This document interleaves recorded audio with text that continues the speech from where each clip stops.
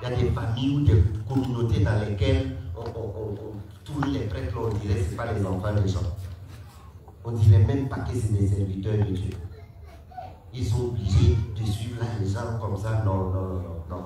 Ça, c'est une foutaise contre Jésus-Christ de Nazareth. Ceux qui font sa volonté.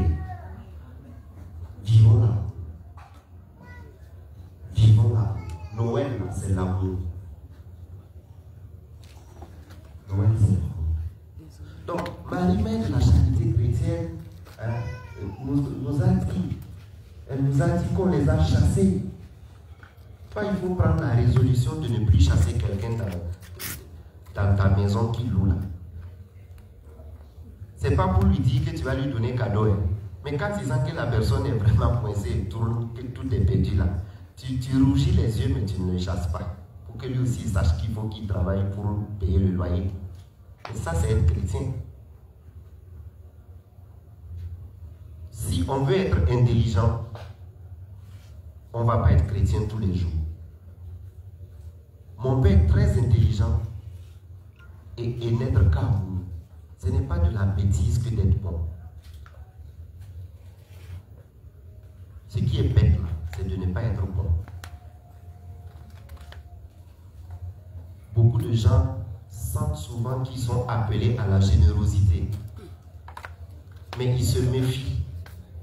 Parce qu'ils veulent paraître bien, ils veulent paraître chose. On a l'impression que c'est quand on est méchant qu'on est quelqu'un. Il y en a, quand on dit rigueur, là, ils pensent que c'est la méchanceté. Ils ne font pas la distinction entre la rigueur et la méchanceté. Ils mélangent toutes ces choses-là. Vous voyez? Vous voyez comme à partir de ce simple texte, et à partir aussi du texte lucanien que vous avez écouté pendant la messe de la vigile, nous pouvons aller jusque dans les profondeurs de nos vies. Christ est venu, Christ est né, il est au milieu de nous. Il est venu pauvre, parmi les plus pauvres. Noël, nous devons nous réjouir parce que le Christ est là. Je rêve d'une vigile de Noël où quelqu'un va préparer la dinde de Noël, faire sa bûche et tout, et prendre tout son plat, aller quelque part, trouver une vieille qui croupit dans sa maison pour dire « Je suis venu faire Noël avec toi cette année ».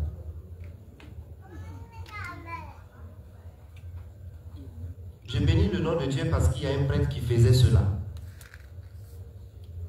Quand il y a une fête, alors il cible une famille où il sait que c'est un peu délicat. Et c'est que lui, là au presbytère, il veut faire les choses proprement. Et puis, quand on le voit débarquer en famille, ah, aujourd'hui je viens fêter avec vous. Et il reste là. Après sa prière, là, c'est là il reste.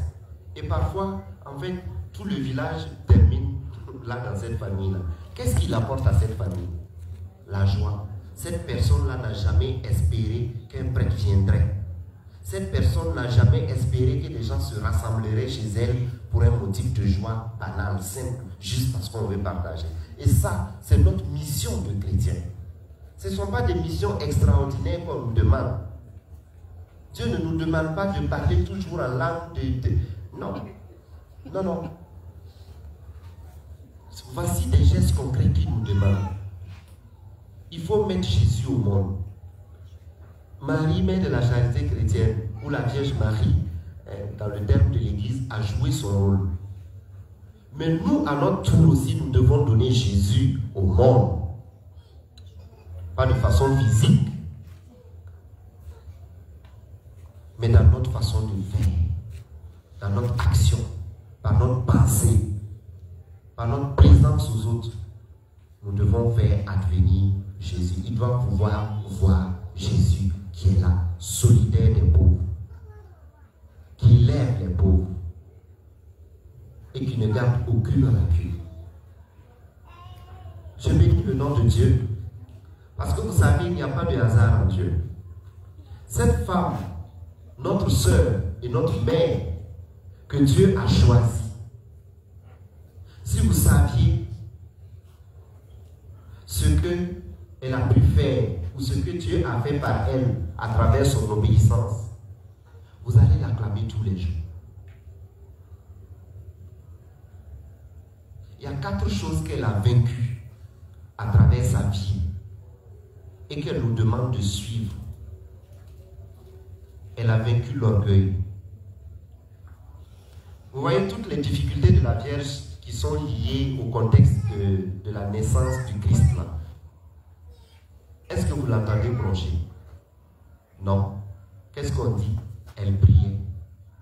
Pendant qu'elle souffre même, elle voit les gens sur la rue. Et puis elle prie. Ça, c'est l'amour de Dieu.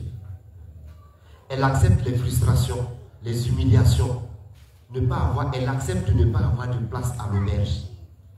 Elle accepte d'aller dans une grotte abandonnée pour accoucher. Mais elle savait qui elle était. Elle était escortée par les anges. Et elle les voyait. Elle n'a pas bronché. Et tout cela, écoutez attentivement, parce qu'il n'y a pas de hasard dans la vie de la Vierge Marie. Toutes les souffrances, toutes les difficultés, depuis la pauvreté, etc., les accusations, les critiques portées sur elle, jusqu'au moment de la passion où elle souffre, parce que son fils souffre. Il faut savoir que tout cela, c'était pour vaincre l'orgueil humain du début qui avait marqué nos parents. Et là, elle a réussi. Je ne sais pas si quelqu'un est à la dimension où je suis. Autre chose qu'elle a vaincue, la cupidité. Elle n'a rien gardé pour elle-même. Rien. Même son fils là, elle va se dépouiller de son fils. Elle va se déposséder de son fils. Elle va laisser faire. Quelquefois, vous voyez, donc, quand on parle de la Vierge Marie, on voit une dame comme ça. Vous voyez? Et puis, voilà, c'est doux, c'est beau, c'est joli. Vierge sainte que Dieu t'a choisi. Et puis, on pense, ça dit, c'est un truc féerique, quoi. Non. La dame a souffert. Toi-même, tu es bien. Toi-même qui ne portes pas Jésus, là. On ne te traite pas comme ça. Mais elle qui portait Dieu, on lui a fait tout ça. Elle n'a rien dit. C'est un chemin. Je suis en train de vous dire que pour que l'Afrique renaisse, ce que Maman Marie est venue vous faire, elle veut qu'on change de mentalité. Elle veut qu'on se convertisse. Parce que tant que cette conversion mentale, psychologique et spirituelle ne va pas s'opérer, les autres vont toujours dominer et les esprits des ténèbres vont toujours dominer. Donc la Vierge Marie a vaincu la cupidité. Elle n'a rien gardé pour elle-même. Elle a accepté de se dépouiller jusqu'à aller accoucher dans les tours.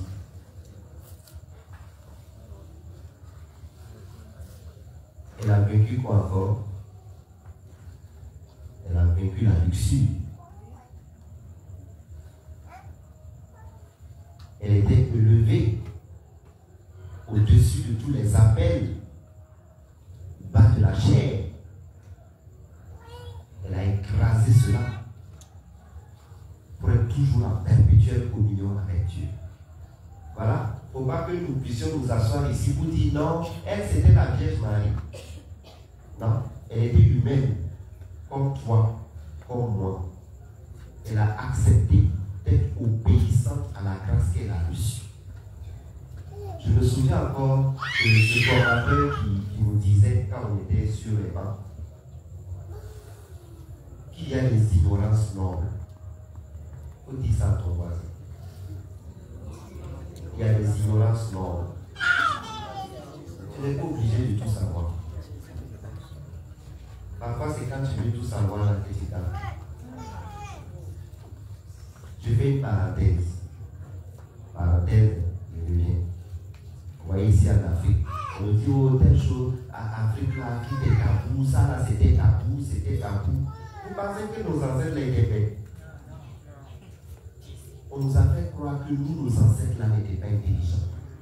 Mais ça, c'est une insulte à Dieu. Ok. les choses qu'on dit, non, c'est pas tabou, il faut qu'on en parle. Depuis qu'on en parle, vous voyez comment les gens sont devenus. Quand on n'en parlait pas, là, ils étaient comment?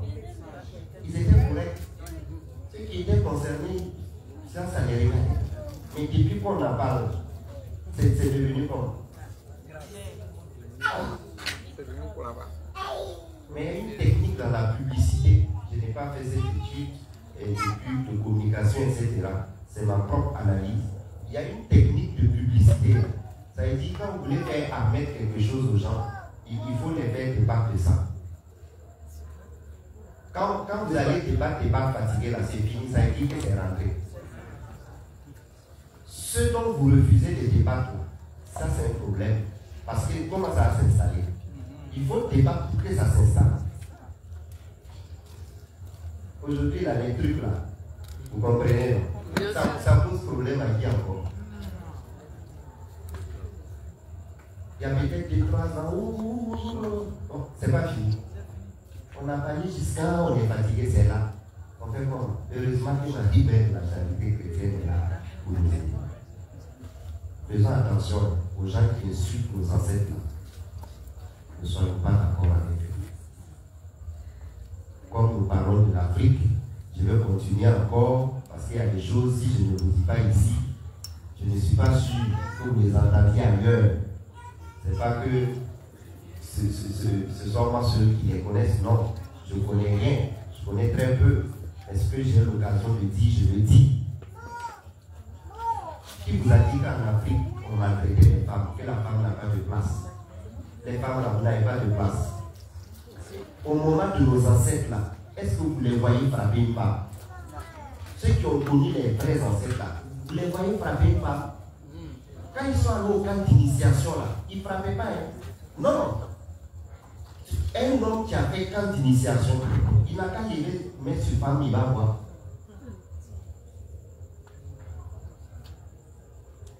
Il faut aller leur demander. Les anciens ne sont pas pauvres. Regardez dans nos familles, c'est rare qu'un chef de famille soit là à battre sa femme. C'est les générations façon. Ça a parti de tout voilà. On vous a dit que non, la femme n'a pas de place, la femme n'a pas quoi. L'Africain connaît la place de la femme. Qui connaît des jardiniers ici? Qui est déjà dans le jardin? Aucune femme n'est allée cueillir des trucs au jardin. Mais vous voyez que souvent les jardiniers n'acceptent pas que vous rentrez dans leur jardin. Pourquoi? On a parlé pourquoi? Maintenant, si on dit de ne pas rentrer, on va dire non, le blanc va venir, vous dit non, et on ne donne pas la place aux femmes. Il faut rentrer. Quand il est dans sa mauvaise vie, bon, moi je ne connais pas. Quand il est dans sa période, il y a des endroits quand il enjambe là, c'est en même temps gagné. Il y a un pouvoir naturel dans la femme. Et ça, l'Africain connaît. C'est pourquoi l'Africain respecte la femme parce qu'il sait que la femme là peut l'élever comme aussi peut le ruiner. Après, on vient nous dire que nous ne respectons pas les femmes, on ne fait pas ceci, on ne fait pas cela, on croit. Et on mène des combats qui ne sont pas les nôtres. Et ça fait qu'aujourd'hui, nous, on n'a rien comme contribution à donner au monde. Parce qu'on a tout connu. Moi, je remets ce débat-là sur la table. Je ne dis pas que tout était parfait. Mais attention, qu'on ne dise pas que nos ancêtres n'avaient pas d'intelligence. Amen. Amen. Tiens, je referme donc la parenthèse. Autre chose que la Vierge Marie a vaincu, c'est la gourmandise. Oui. Ici, la gourmandise, ce n'est pas le fait de la dimension alimentaire des choses, non. C'est un peu lié à la cupidité, la possession, le fait de vouloir. Non. Elle a vécu tout ça. Elle s'est dépossédée. Parce qu'il fallait couper toutes ces branches-là, qu'on a cité ces 4 branches-là. Il fallait les couper pour que la grâce de Dieu puisse pénétrer dans le tronc et aller jusqu'aux racines.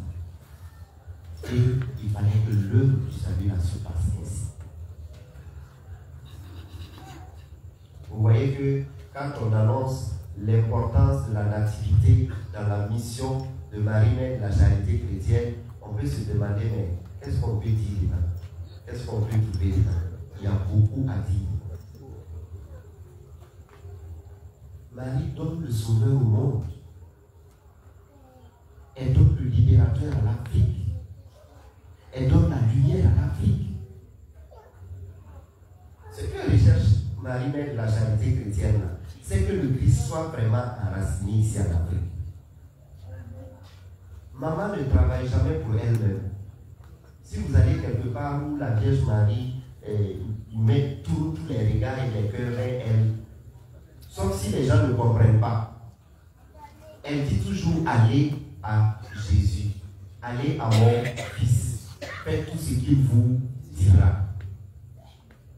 Donc elle est là comme une mère pour nous éduquer, pour nous enseigner, pour nous montrer ce qu'il faut faire pour pouvoir plaire à Dieu et pouvoir rester dans l'intimité de son Fils.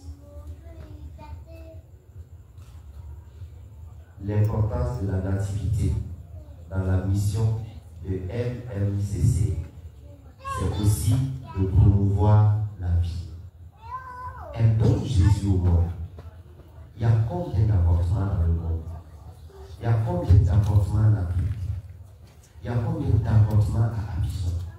Il y en a combien?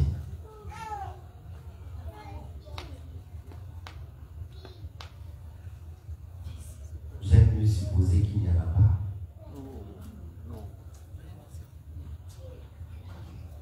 Il faudrait que nous puissions nous engager à ce que cela ne se passe pas. Et si nous voulons vraiment que cela ne se passe pas, il va falloir que nous puissions éduquer nos enfants. Parce que c'est là, une fois que là-bas, c'est raté, c'est fini. Après, on sera fâché contre les lois, mais en fait, c'est pas la faute de la loi. Non, la faute là, c'est parce que nous, on n'a pas su faire. Si nous, on avait su faire, même si la loi dit que c'est permis là, nos enfants ne vont pas faire ça. Mais comme on ne les éduque pas convenablement, avec qui il y a un problème. Et là encore, j'ouvre une parenthèse, asseyez-vous bien, parce que beaucoup de gens vont se sentir concernés. Tout le monde. Vous savez, dans un couple, quand l'homme et la femme se marient, ils forment un foyer, il faut qu'ils comprennent que désormais, la conjugaison de leur comportement va créer une structure de vie. Parce que c'est à leur façon de vivre que les enfants vont se calquer. Est-ce que vous comprenez? Et c'est ça qu'ils vont transmettre à leur tour à leurs enfants. On aura donc l'impression qu'il y a des choses transgénérationnelles. On aura donc l'impression que c'est lié à des esprits, à des pactes, alors que non. C'est nous-mêmes qui avons créé ça. C'est nous qui avons créé des structures. Parfois, ces structures sont positives, mais elles peuvent être aussi négatives. Mais un exemple simple, quand tu es père de famille, tous tes enfants même savent que tu dragues femme, tu dragues pour tout ce qui passe là, toi tu dragues. Ta femme a parlé même dans la cour jusqu'à être pas. Elle a laissé. Les enfants, eux ils grandissent, les enfants mâles, ils grandissent en se disant un homme c'est un dragueur. C'est pas que c'est conscient en eux, mais c'est déjà rentré. Pour eux, un homme c'est comme ça. Et vous voyez combien de femmes malheureuses vous commencez à créer parce que vous avez créé un être qui comprend mal les choses. Est-ce qu'on se suit? C'est l'importance de l'éducation. Maman Marie est venue pour que nous puissions revoir tout ça. Comment tu te comportes? Parce que c'est ça. Mais toi, tous les jours, là, tu critiques. Ta fille qui est là, qui voit que tu fais ça. Pour elle, être femme, c'est ça. Et puis, vous voyez, souvent, les femmes disent nous, les femmes, là, nous, on parle trop. Nous, on critique. Critiquer, là, c'est notre affaire. C'est pas ce que les femmes disent. Mais ce n'est pas toutes les femmes qui critiquent. Quand tu es chrétienne, tu devais mettre Il faut rompre ce lien. Ça n'a rien à voir avec un esprit. Il y a des structures comme ça. Regardez, il y a des familles, on dit, ah, eux là, ils sont nerveux. Il n'y en a pas. Ah, eux là, ils sont comme ça. Eux là, ils sont comme ça. Et puis, effectivement, quand tu prends même la grande famille là, tu vois que la majorité là, il y a un trait. Ça vient d'où? C'est une structure. C'est l'éducation. Mais si on vous a éduqué dans la colère, ça veut dire que pour toi, devant chaque situation, quand tu ne t'énerves pas, c'est comme si on ne t'entend pas. Là où il ne faut même pas s'énerver, là, toi tu es déjà énervé. Il ne faut pas aller dire qu'il y a un esprit qui te suit. C'est toi-même qui suis l'esprit. Oui, l'esprit est dans son coin. Tu viens avec ta colère une fois, deux fois, trois fois, il va dire, ah, qu'est-ce que tu m'appelles? Je viens m'asseoir. Vrai ou vrai? Vrai. Je continue encore. Il est vrai.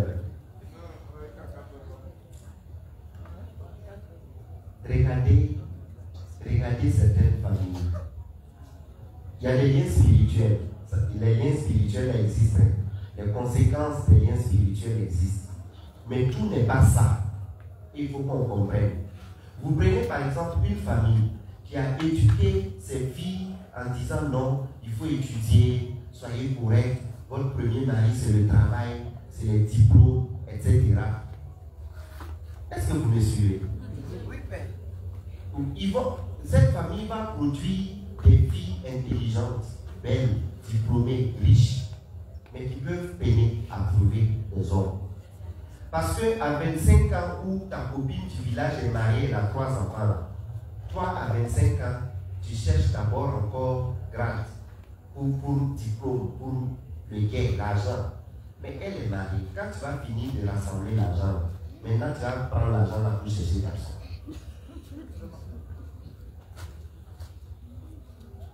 De diminuer mon vocabulaire. Est-ce qu'on se comprend? Donc c'est ça. Ça dit donc que souvent il y a un équilibre à faire. Vous voyez, non? Il y a un équilibre. La vie là, c'est une question d'équilibre. Il faut équilibrer toutes les dimensions. Il y a beaucoup d'aspects. Il faut arriver à équilibrer. Et l'éducation nous prend du temps. C'est justement prendre le temps d'éduquer qui n'est pas facile. On a l'impression que dans les générations passées, on avait des personnes de qualité plus qu'aujourd'hui. Pourquoi? Ils avaient le temps, ils prenaient le temps d'éduquer la personne. Aujourd'hui, on n'a pas le temps. Qu'est-ce qui éduque nos enfants? Ce sont les portables, la télé et leurs camarades. C'est fini, on n'a pas le temps. On se suit. Un autre mal profond en Afrique. Il y en a qui disent que c'est une bénédiction. Je dirais, je ne m'aventure pas pour dire c'est bon, c'est mauvais, mais ce que moi je peux dire, je peux montrer les inconvénients, les dangers qu'il y a dans ça, c'est la polygamie. C'est pas parce que les autres là font des choses là-bas qu'on va dire donc nous aussi on n'a qu'à faire des petits ici. Pourquoi? Dans la polygamie là, il y a combien de personnes qu'on a attachées? Combien de coépouses ont détruit la vie de partout, les vies des autres? Leurs enfants ne vont pas réussir, mais celui qui allait réussir là, on l'a passé, on l'a déposé, il est là, il ne peut rien faire. Ça existe ou ça n'existe pas? Ah! Souvent, enfant de mère unique là même, c'est pas facile. Avec l'héritage est là. Ils veulent se manger. N'entendons pas enfants de plusieurs femmes. Pour un truc, je ne sais pas combien de temps où tu vas satisfaire ton égoïsme. Tu penses que c'est ta femme seulement que tu trompes, mais c'est faux. Tu trompes ton enfant aussi. Chez elle, ce n'est pas sexuellement, loin de là. Mais affectivement, tu la trompes. Et c'est très grave. Les enfants là pensent que toi tu es leur papa, hein. Tu es leur papa à eux. Est-ce que vous mesurez? Oui. Et tout dit aujourd'hui. Oui. Parce qu'il faut que la Vierge Marie sache ce qu'on dit pour nous prier. Les enfants là pensent que toi tu es leur papa à eux seuls. Est-ce que vous comprenez ça? Oui. Le jour où ton enfant va savoir qu'il t'y en va dehors. Vous n'imaginez pas. Pour vous, vous vous en foutez. Parce que non seulement vous avez votre plaisir, vous faites ce que vous voulez, mais votre enfant là est choqué. Vous ne savez pas l'immensité du choc. Il est profondément choqué. S'il pouvait parler, il va te dire, mais je croyais que tu étais mon papa. Et tu vas lui dire, oui, si, c'est moi. Elle va dire, non, c'est fou. Tu es le papa de l'autre là aussi. Est-ce que le message là passe? C'est ça que j'avais dit à cette heure-là. Je ne suis pas sûr. C'est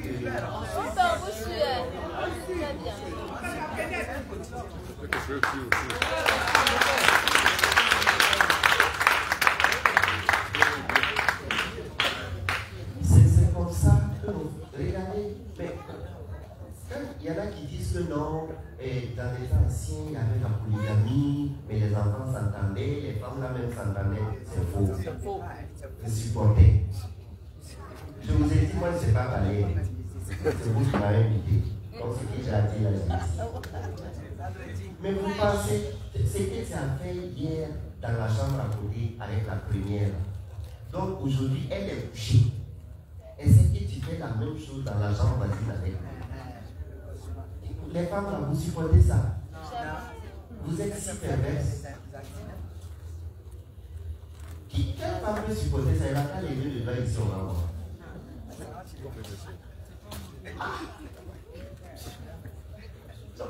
Combien me dit que non, ça va aller? Ça veut dire qu'ils ont attrapé leur cœur. Vous dites, ah, on va faire comment? C'est comme ça. Ah, puisqu'on n'a pas sa force, on l'accompagne. Chez nous, on dit que quand tu n'as pas la force du voleur, il faut porter pour l'accompagner.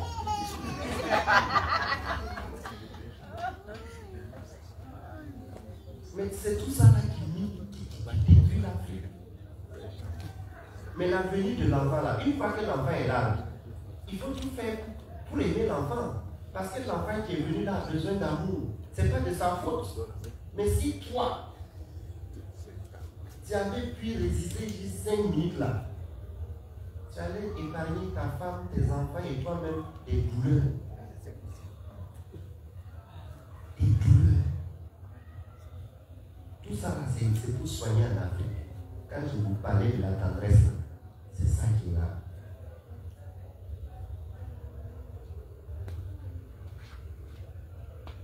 Mais je sens que c'est la grâce de Dieu vraiment qui va faire les choses. Parce que je vous parle de structure, non?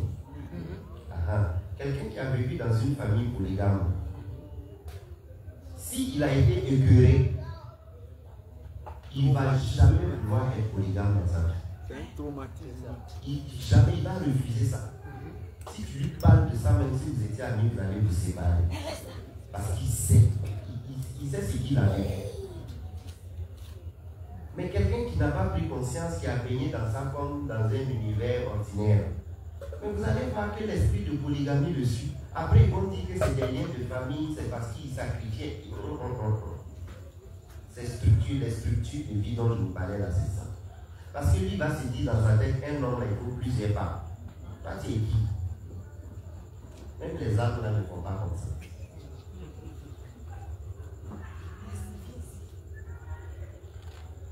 Il va mettre ça dans sa tête.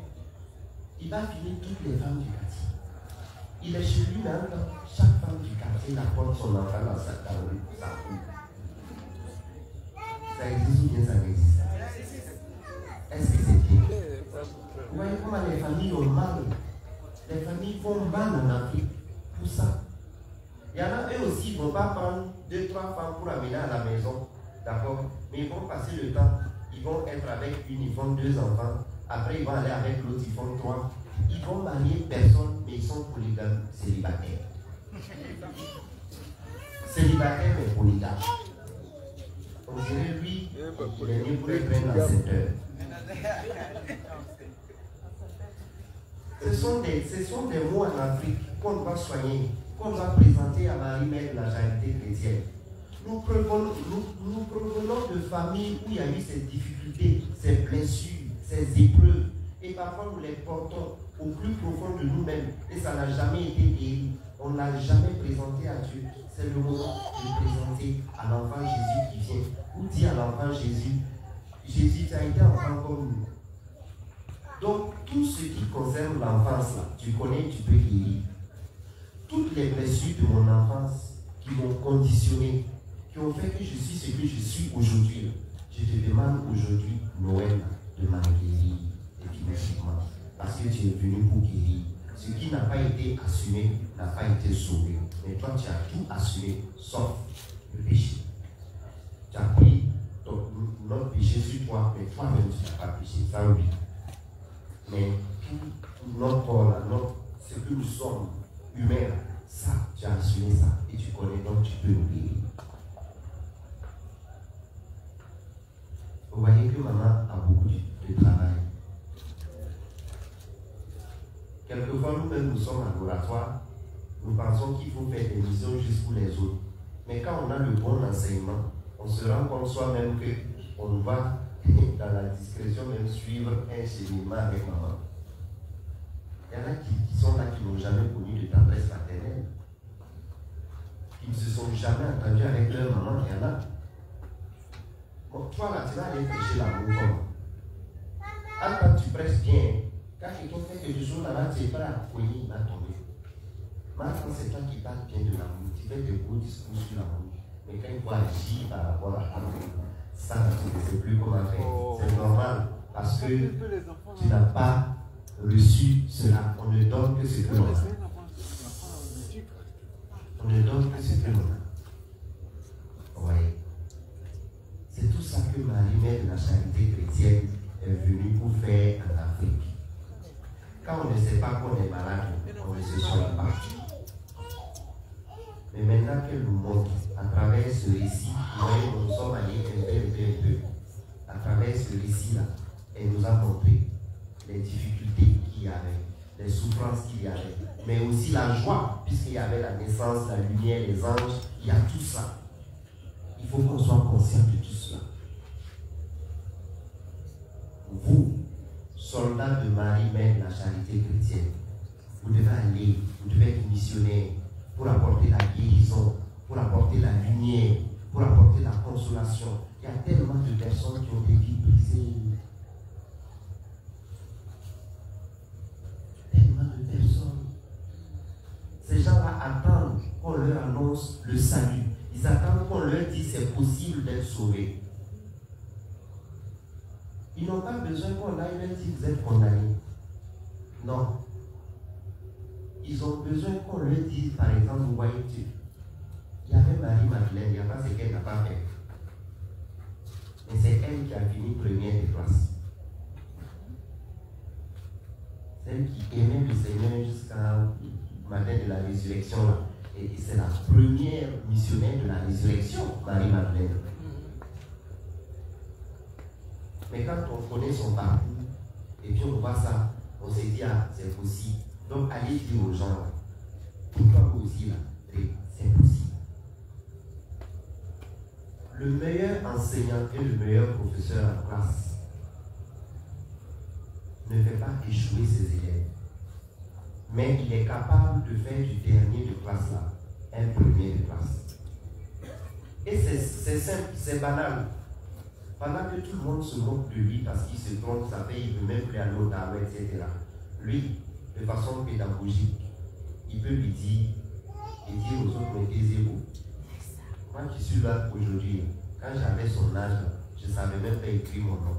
Les enfants l'ont mis.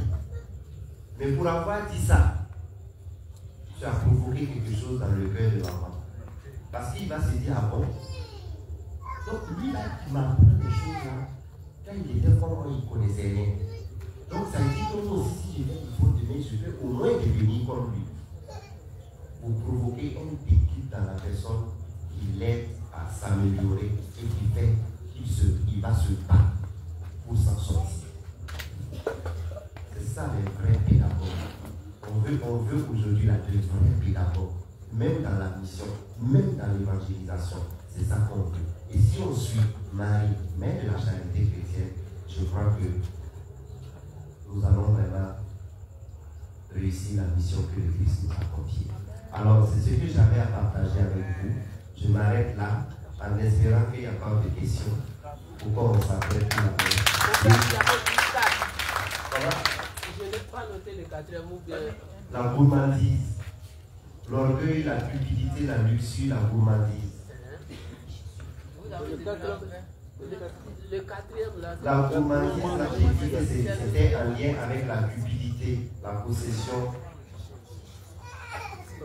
Les 4 branches qui valaient couper que la Vierge a abattues pour l'humanité nouvelle. Il y a l'orgueil. Voilà. La cupidité, la luxure, la gourmandise. J'ai dit la gourmandise, là, tu connais ce que c'est que la gourmandise, non? Et j'ai dit que ce n'est pas seulement alimentaire. Ce n'est pas sur le plan alimentaire. C'est sur le plan de je veux posséder tout. Et c'est ça, j'ai dit que ça, c'est un lien avec la cupidité. Allez chercher de toute façon, vous allez trouver.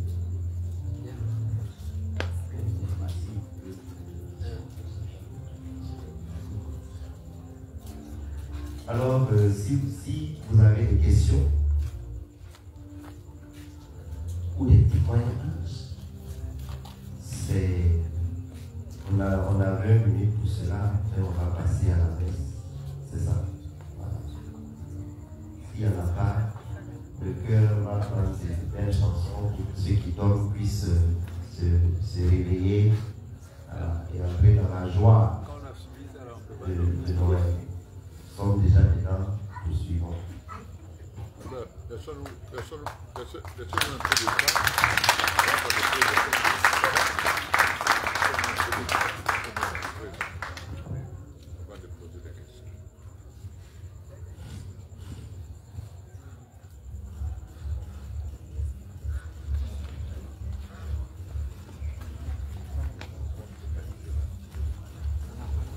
Nous disons merci au Père Abraham Naba avec les ovations.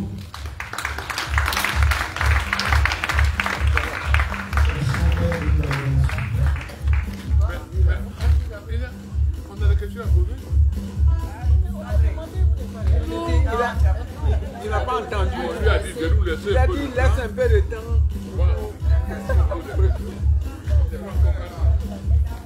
La messe est à 4h30. J'ai 4 heures. C'est le programme. Question.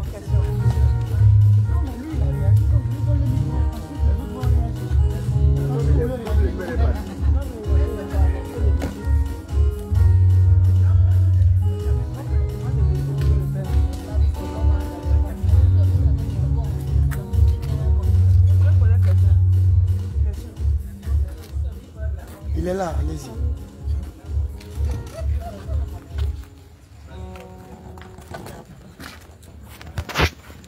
Amour.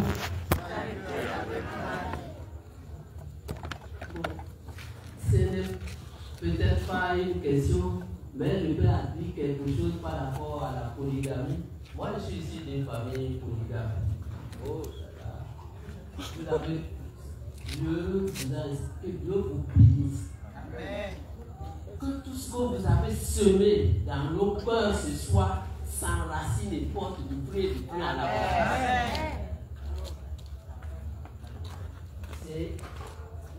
Je ne comprends pas assez de français pour employer les mots justes pour désigner les méfaits, les conséquences, le drame de la polygamie. Alors, en tant que chrétien, quand on entend d'autres frères parler de la polygamie, c'est blessant. J'ai reçu grâce au vrai de Dieu. Et comme vous l'avez dit, au lieu, comme j'ai été imprégné, j'ai vécu, alors j'ai demandé une grâce au Seigneur que Dieu m'a accordée. Ne jamais avoir de copie. C'est-à-dire, avant mon mariage même, je n'ai pas connu les clés de Dieu comme au village. Et après le mariage, c'est pas pour me vanter, je rends toute la gloire à Dieu. À cause de la polygamie, à cause de la sorcellerie, à cause des attaques spirituelles qu'il est mort au Ghana. À cause de la polygamie. Oh là. Je rends toute la gloire à Dieu pour ce soir. Que Dieu vous bénisse encore. Nous avons besoin de ces gens d'enseignement parce que à vivre ici, à Marie même de la charité chrétienne, tout ce que vous avez dit ce soir, ça m'a touché profondément, remuer mes entrailles. Voilà, on a encore du chemin. Et que Dieu lui-même nous aide à imiter, à écouter, à aimer Marie-Mère de la charité chrétienne et comme elle, à son image, que nous soyons des simples serviteurs ou enfants de Dieu pour que Dieu nous transforme.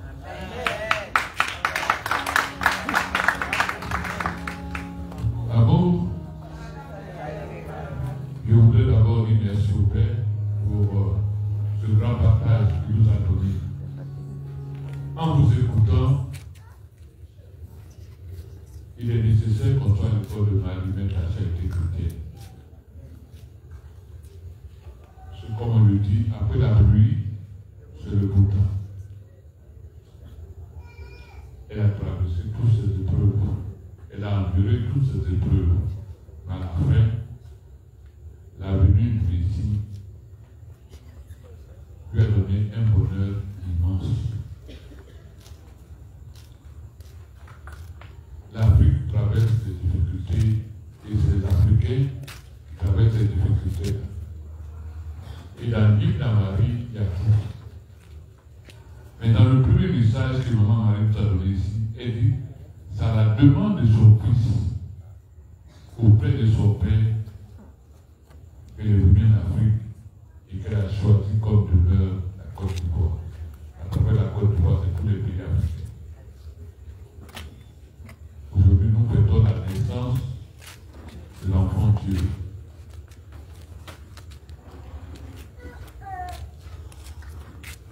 Saint Augustin nous disait dans son enseignement que le fait que Dieu soit né homme, les hommes sont devenus des dieux. En fait, cette image va nous faire comprendre que le fait d'être créé à l'image de Dieu, il n'y a pas à désespérer. Il suffit de prendre le train que Dieu nous offre pour qu'on arrive à bon port. Mais nous avons tellement subi de difficultés, d'épreuves, que nous avons de la peine même à comprendre la main que la vieille nous donne.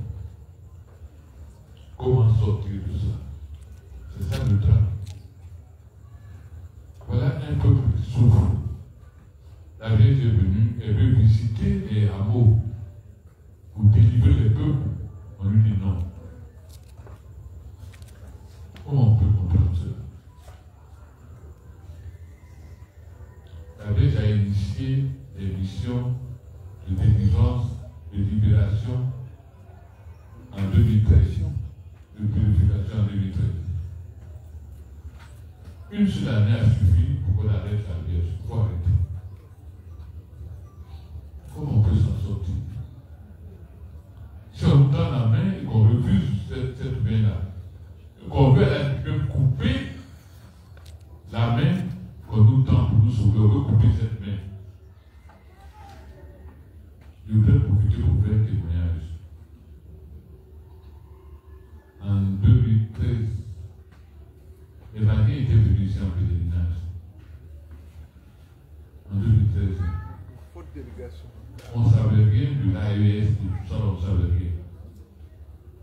Ils ont entendu parler de la Vierge, Marie-Mère de la charité chrétienne.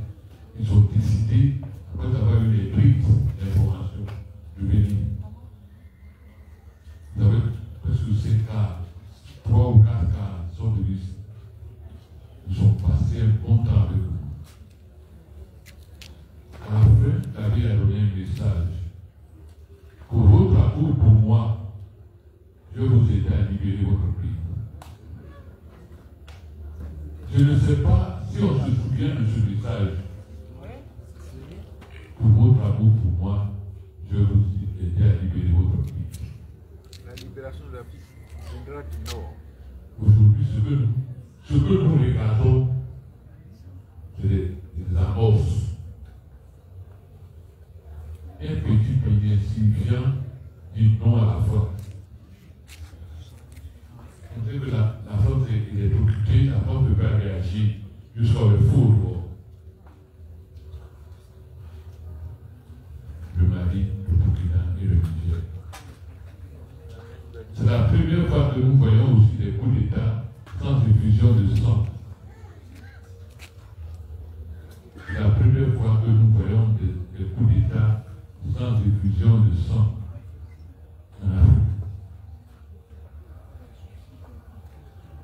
On dit chez nous, les gens qui sont autour des beaux plats maîtrisent. Regardez comment la Côte d'Ivoire tourne. On nous a dit, je vous parle, vous ne m'écoutez pas. Vous serez des étrangers dans votre propre pays. Le message est là. Le message est là. La libération de l'Afrique viendra du Nord. Le message est là. Est-ce que nous prenons le temps de lire les messages de notre mère? Nous sommes autour du plat et au maîtrise. Aujourd'hui au Cameroun, la Vierge est reconnue. L'Église a donné son feu vert. Nous, on est en train d'éterner encore. Où est-ce qu'on va? Comment on peut s'en sortir? La Vierge pleure en Côte d'Ivoire. Écoutez-moi, ce ne serait un mois, je vais libérer votre pays. Un mois. Le rosaire, un mois. Acceptez mon rosaire, un mois, j'ai libéré votre pays. Non, il faut rester. On mange, on est la santé. C'est pas parce qu'on a un gros ventre, on a une bonne santé.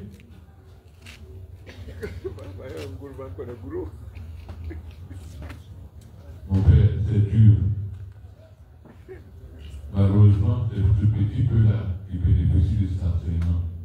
Mais quand on va l'étendre aussi, on va vous chasser. Comme on a chassé certains en ce pays. Ah, on va comme vous repérer. Merci pour cet enseignement. Il faut que ça nous serve pour comprendre que souvent, quand on est en phase des épreuves, nous avons tendance à nous décourager. Nous pensons que c'est la fin. Non. Notre bonheur, ce n'est pas ici, c'est au ciel. Si on souffre ici, c'est sûr qu'à la fin, on sera heureux. Et c'est ça qui doit faire notre fierté. Si ça nous loupe, nos enfants, nos arrière-petits-enfants seront heureux. Vous voyez, souvent, on n'a pas l'occasion de parler, de faire des témoignages. Moi, j'ai dit qu'à Marie fait la Saint-Étienne, il faut être un disciple du moment, mais il faut être témoin aussi. Quand j'ai mis mon pied ici, la première fois que j'ai pleuré à l'oratoire, malgré ce vieux qui pleure là, on m'a cherché. Après mes pleurs, j'ai reçu un message où on m'a dit, mon fils, Henri, pourquoi t'as-tu tout seul? As-tu peur de t'approcher de moi? Tu ne sais pas qu'il n'y a aucun problème que je ne puisse résoudre. Viens t'hésiter dans mes bras, ta maman du ciel. C'était ma première rencontre avec la Vierge.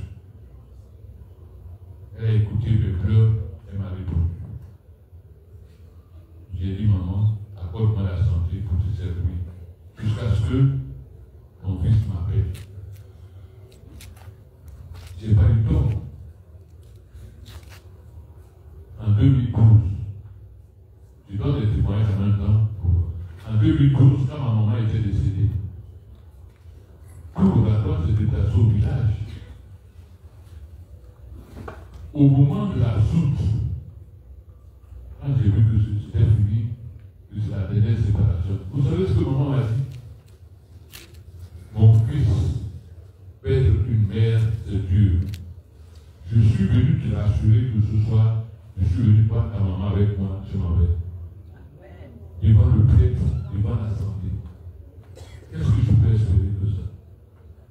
que ma mère, mon mari me dise qu'elle est venue prendre ma mère pour aller avec elle.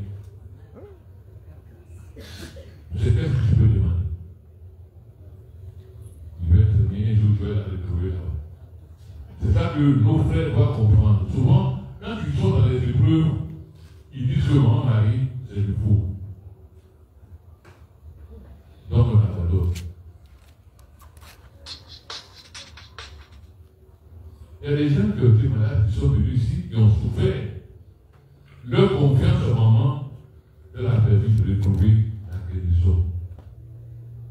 C'est dur, mais il faut persévérer. Vous avez vu le récit que moi ça donné. Souvent, ils n'ont rien à manger. Elles sont dans la neige.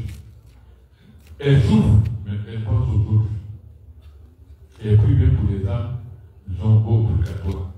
Toi qui es dans la pauvreté, la misère, ça ne te préoccupe pas, c'est que les autres qui pensent. Ça, on n'a pas trop cette culture-là. C'est nous, après nous, c'est nous.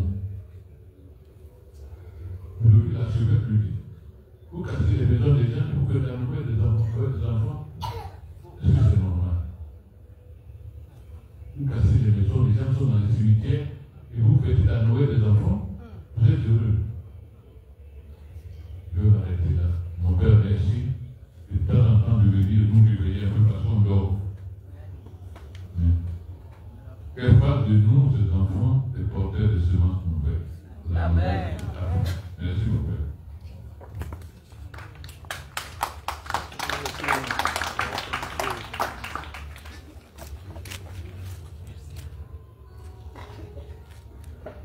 Merci beaucoup pour ces contributions-là.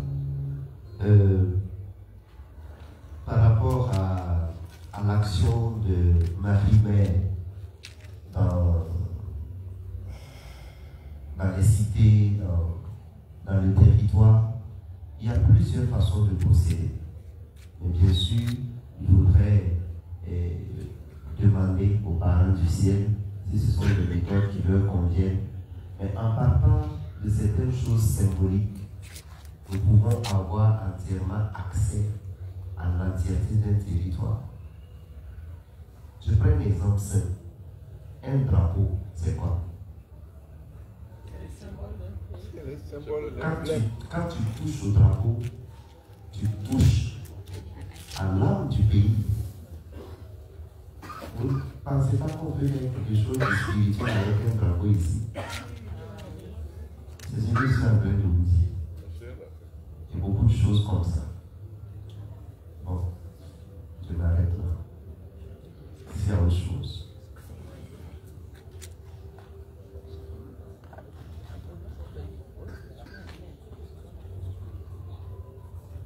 Dans 30 minutes, c'est la messe. Nous allons nous préparer à entrer dans la messe. Merci à tous. C'est important.